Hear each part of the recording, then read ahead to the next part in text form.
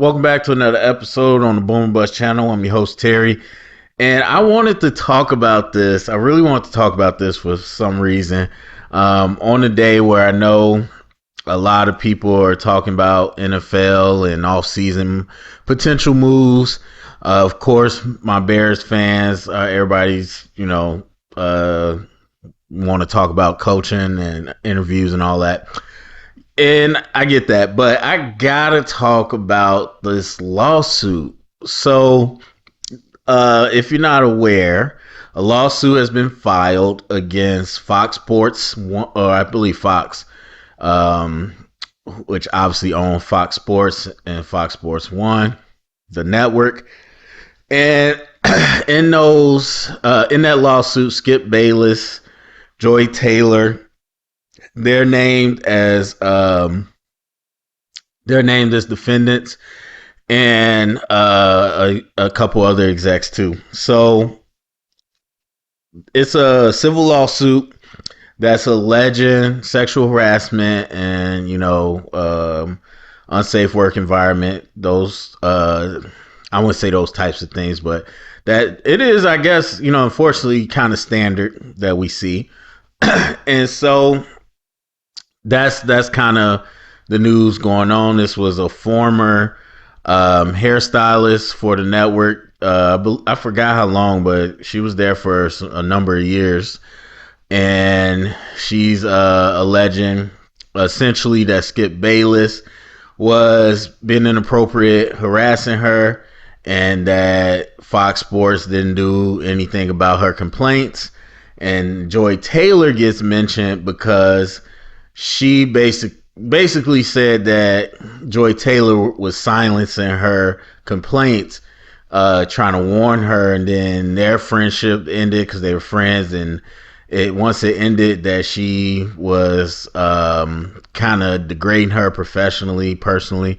But to be honest with you, and I didn't read all 42 pages, but I read enough to see the information in it. I'm not really sure why she brought Joy into this. The stuff that everybody's talking about with Joy Taylor, which we'll get to, that really doesn't have anything to do with what she's talking about, the hairstylist. So that part is kind of interesting. The only real impact is that it mentions that she did complain to Joy, and Joy told her to get over it. Yada yada yada. So, when these things happen, and I'm just a real fan of law, but obviously, when it hits in the sports area, and sometimes if it's not sports, I want to talk about it, but seeing how people react immediately, as they always do with these things, tends to be off the mark. And seeing, the reaction online and what everybody's talking about, and the people gonna get their jokes off, and so people keep calling it Freak Sports 1, and that's making me laugh. But still, people gonna get their jokes off. But even beyond that, people are making, I wouldn't say narratives, I guess you would say narratives that aren't exactly accurate. And that always tends to happen because people don't actually look at the whole information. So I just want to speak about this for a little bit. And as I'm thinking about it, I feel like I wouldn't say should have, but I could have did an episode covering what's going on with Blake Lively in the movie world, which is another place where I'm a fan of. And that thing, which is a little bit crazier, not crazier, it's different than this, but it is a little bit crazier. But look, unfortunately, I've had many experiences with stuff like this. Not me being accused or anything, but from different roles, is something that is very prevalent, and that part is sad. Like I said, it's too commonplace. Obviously, we're hearing so much about what happened in the past. I forgot the name of the documentary, but they did on Nickelodeon with the child actors, what was happening there. Hey, obviously Bill Cosby kind of broke things open, and you had Harvey Weinstein, Me Too, and all that. And so the lid's kind of coming off. And it's, if I think for most people, if you've worked in any type of, what do I want to say? I don't want to just say just the office, but if you especially worked at places that are bigger companies, anything that's like a big system, then you probably have, hopefully you don't, but you probably have some type of experience of hearing about or being around some type of harassment, because people in power will abuse that power. And it's not a guarantee. I can't do a psychological breakdown or anything, but we do know some of the most famous experiments in psychology about what power does to people. And so I think it's important to always point these things out whenever they happen. And you should be able, look, at the end of the day, because like I said, I work in education, so that's probably different than most places.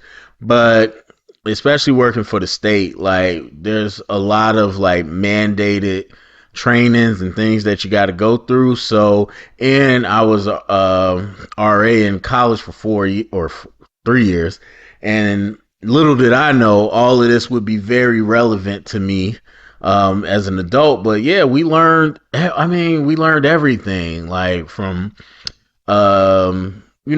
abuse, domestic violence, sexual harassment, what counts as harassment, obviously consent. And this is before, the Me Too, and when all that became more of a talking point. So like, this is stuff that I've known since I was, in college. But not everybody has that. But the fact is, even those people that get trained and have access to training still gonna do it. Like, it's just, I've seen so many things at this point. And it's, again, I wouldn't say it's inevitable. It's not 100%, but there's a lot of safeguards that can be taken to help prevent some of this.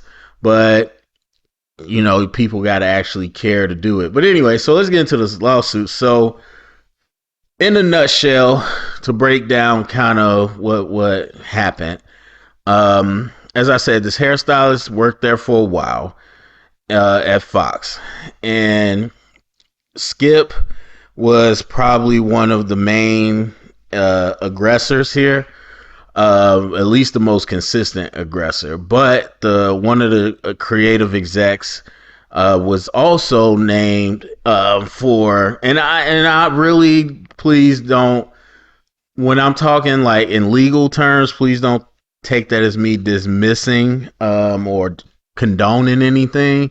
This is just in legal terms. So the exec was accused of grabbing her butt at a party. I don't remember if it's a birthday party, whatever, doesn't matter. I think it was a party that he was hosting, and he had grabbed her. And so again, obviously wrong, not saying it's right. Just saying in terms of legality, that's not a major violation compared to some of the other things, but that's what he was named in it for. And I think, I don't know, we'll round back to him. And I already talked about what Joy Taylor's accused of. So Skip, essentially, where she said he was essentially harassing her, where he would just talk about things that were uncomfortable, and he was thirsting after her, allegedly offer her 1.5 million to sleep with her, and so he will request that she does his hair. He started getting hair. What she say? It wasn't weekly. It had to be weekly. He started requesting weekly haircuts or whatever, and that's where he would, go to the makeup room and make her uncomfortable, essentially. And she claims that she stood on she would not, have any type of relationships with any of the talent or any coworkers, essentially, which is a very good rule of thumb, by the way. very good rule of thumb. And that was really it. But she kind of felt like she was being pressured, not being pressured to do it, but I mean, she was being pressured to do it, but she felt that she was also kind of being warned not to, step too far out of bounds or she could lose her job. So that's essentially what she's claiming. And also Skip at one point had accused her of having inappropriate relationships with Shannon Sharpe, Uncle Shay. And I don't know, they say like a year or so after that, he found out that it wasn't true, and then he apologized to her. And so there's that. There's also I don't like this man one bit, but Jason Whitlock, which we already know there was an issue with Jenny Taft on that show. That wasn't new, but Whitlock had claimed that at one point Skip accused her of having an inappropriate relationship with Shannon as well. And I don't know if that was public in her grievance, but we do know she had like a blow up with Skip, and the HR had to handle that.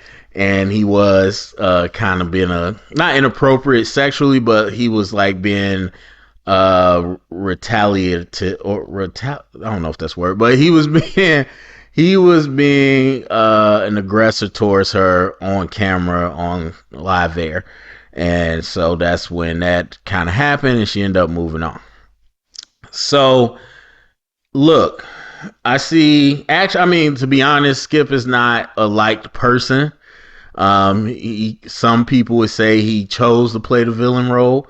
Either way, he, whether it's the LeBron stuff, whether it's what happened with him and Shannon, whatever, people don't like him. So are there a bunch of people lining up to defend Skip? Not really, to be honest, but everybody's been waiting. They don't care. They don't know nothing about Skip. For real, they just wanted something bad to happen to him, and they kind of dancing on the grave. That's kind of what's happening. So I'm not going to sit here and say it's not a lot of people. There are some people, who, of course, are like, I don't know if I believe this. And then I saw one comment on the LA Times, of all places. You would think if people go out of their way to read like a respectable publication, they wouldn't be this goofy, but they are. So the first comment I saw, they was like, this should be illegal. These type of allegations being made can destroy somebody's reputation, blah, blah. And look, like I said, with the Blake Lively situation, all in general, it's very interesting to me to have this discussion. Excuse me, just in terms of like the legal part, but in a bigger sense, there's absolute, first of all, if you had, obviously we don't have a real way of measuring this, but if we could measure this, if we could measure right now what percentage or what percentage of these situations, similar situations, are the victims being silenced or ignored, I guarantee you it's more than 50%. And I would probably say it's probably way up there. So whenever you get these situations, which, yes, false accusations, and yes, it's terrible. I know that part too.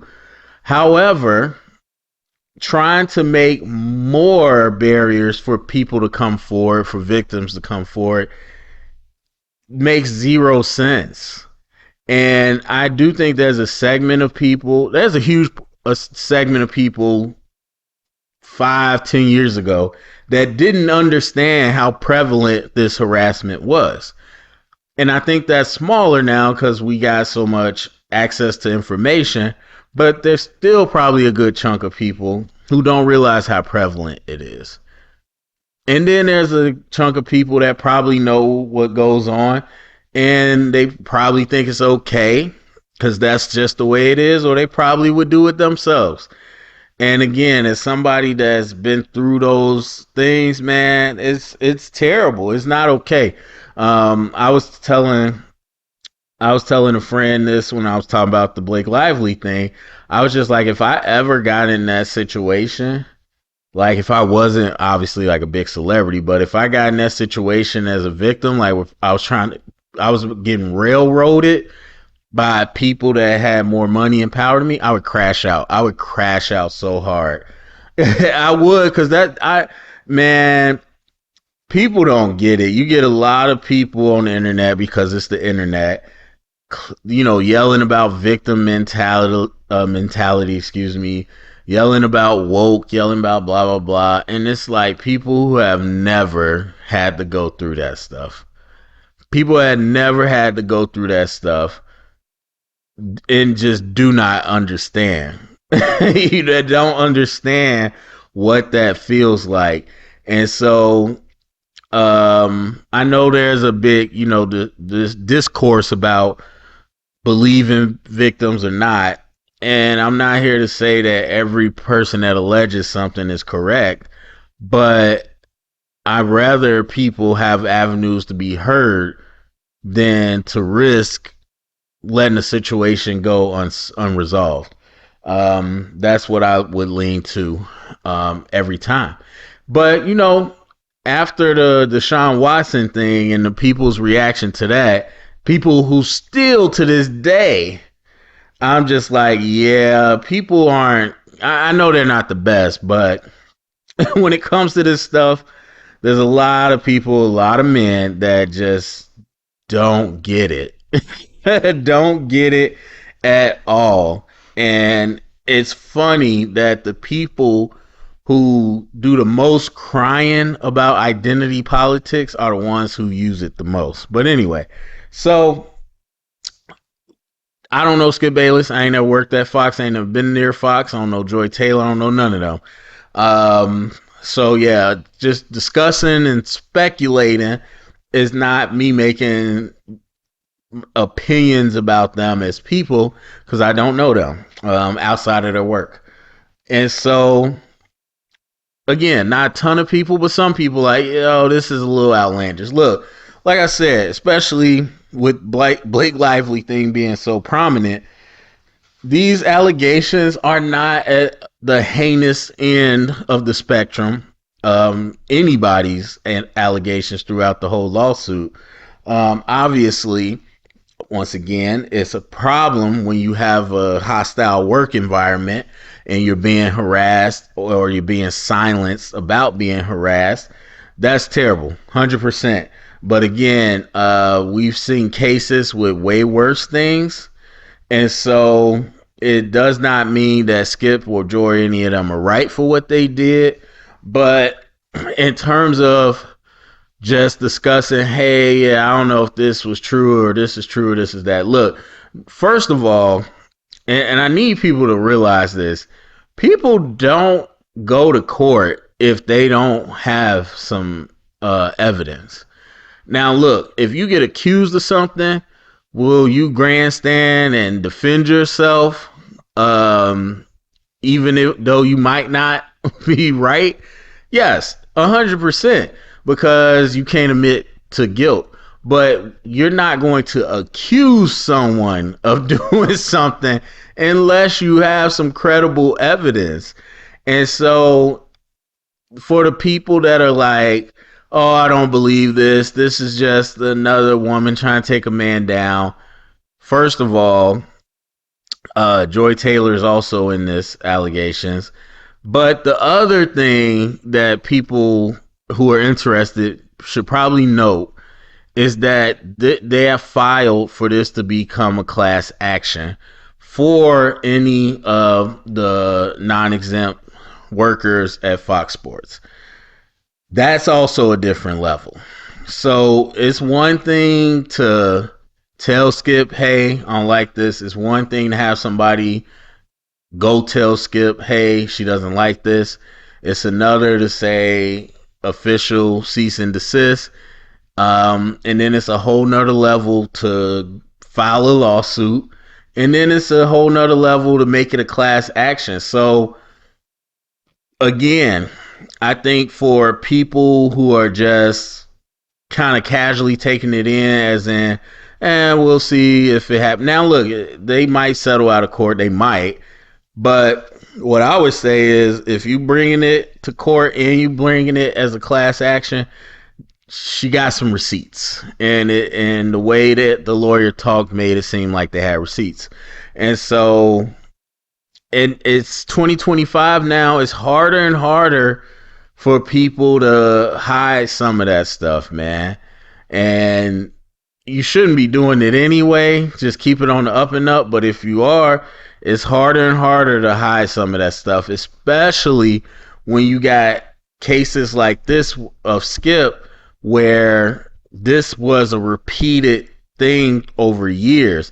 So when you establish a pattern of behavior, then it's, I wouldn't say easier, but it's more likely that you'll get caught up because you continue to do these things. You know, this ain't a one-time incident. This is something that's sustained over a period of time. And so we saw the same thing with Deshaun Watson. Like, you know, whatever happened. But because that wasn't a one-time incident, because he had a pattern of behavior, once they start digging, you saw this long list of like, oh no, this is just what he does. This wasn't no one-time misunderstanding. This is what he does. And so I feel the same way here kind of with Skip. Like eventually something gonna happen. Now, there's a lot of other talk about other things. Like I said, Jason Whitlock, you got people like him, Marcellus Wiley or whatever, trash dudes, and other people who are around Fox that are kind of throwing their 2 cents in. And then, of course, the Joy Taylor. Again, I don't think it's super relevant to the lawsuit, but it does allege that she did some things to make her way up. And look, the fact of the matter is, yes, that's going to trigger some people, but it's triggering people because it's Joy Taylor. And Joy Taylor has been very outspoken about her womanhood.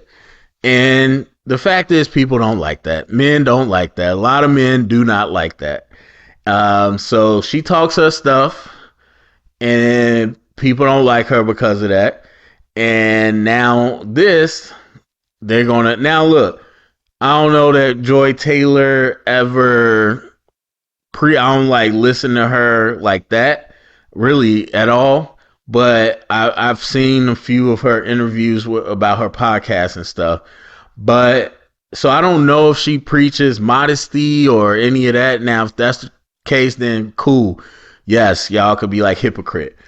But from what I've heard, she's only talked about being a woman and kind of what that comes with and how to be confident in what you're able to do, and despite what people try to, put you in boxes and stuff. And so at the end of the day, is someone being promiscuous something I would say you could condemn somebody for? No. Even if it was to make moves to get up, like, didn't nobody put no gun in nobody's head. That is between y'all. If somebody is unprofessional enough to make decisions because they, having professional or personal relationships, then that's on the people y'all hired to do, run the company. I ain't saying it's moral or nothing, but that's not something you could really condemn for. Now, it was alleged that she said she would turn around and tell people that her relations with the executive was non-consensual if essentially if he tried to like railroad her, because she was like she's not gonna get forced out like other women have been, and that when he's not useful to her, she's gonna, say that it was not consensual. So obviously, we got a lot of, as I said, people already didn't like Joy. So now we got another trigger. And yes, that's messed up. And it's nothing to really say about that. False accusations are terrible, as I said before. And so, again, my thought is with these type, especially for someone like this, like you're talking about a hairstylist, and she did get fired eventually from Fox, by the way, which she claims that one of the top executives, they were saying that she knew too much and she was starting to talk. So she felt it was retaliation. But still, a hairstylist, it's one thing for Jenny Taft on their personality that people seeing her work. Is one thing for her to do something. Obviously, it's one thing for for Shannon to get fired and do a lawsuit. That was the one thing. But you're talking about, like she said, a non-exempt employee to come out against public figures like that and executives who are faceless for the most part. People don't know who these execs are. And that's part of why they have so much power, because they can kind of do things without being in the limelight. So for her to come out against these people, I have to believe she got some real evidence. And then one thing I will point out that will usually be in any of these lawsuits, I don't understand. I'm not obviously in the entertainment industry, so I don't know how this works. But the corporations, well, I would say, yeah, pretty much my experience with corporations extends to insurance. That was my original path. So corporations on that level in the insurance industry, and then I work in education, K through 12, higher ed. From all of my experience in the professional world, like, yeah, people could get, kind of cheated over with money, but not like this in the entertainment industry.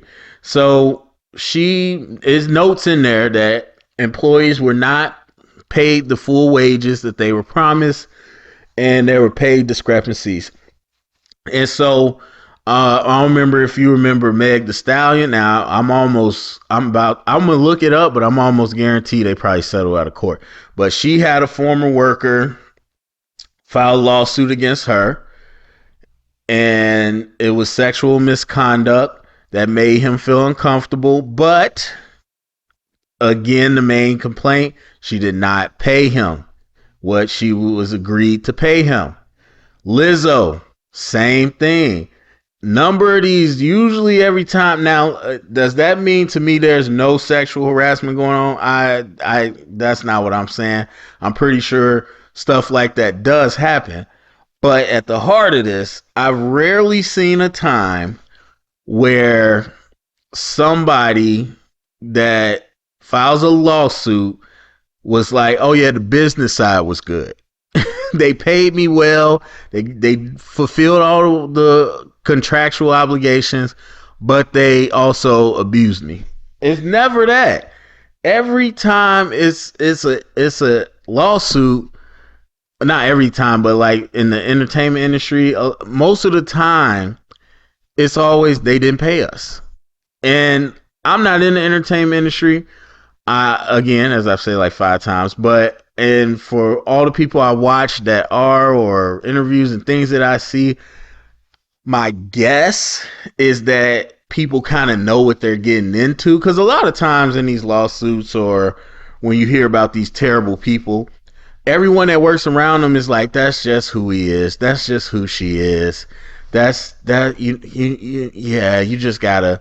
And that is true, because a lot of people won't speak up when you're in a hostile work environment with somebody like that. A lot of people won't speak up, and a lot of people get into avoidant behaviors just so that they don't, rile them up. And that's not right. But my guess is in the entertainment industry, that's just kind of, understood. The issue comes in when, like I said, these people aren't fulfilling their contractual obligations. They're not paying these people correctly. Then it's like, okay, I have to put up with all this trash work environment and y'all not giving me my money. Lawsuit. So I just want to note that I'm not discounting anything anybody has said, but I want to note that. All right, that's it for me. I just want to talk about that for a little bit. I'll be curious to where this goes. But go down in the comment section. Let me know your thoughts. Share it around. Get the convo started. Thumbs up, subscribe, and thank you for listening.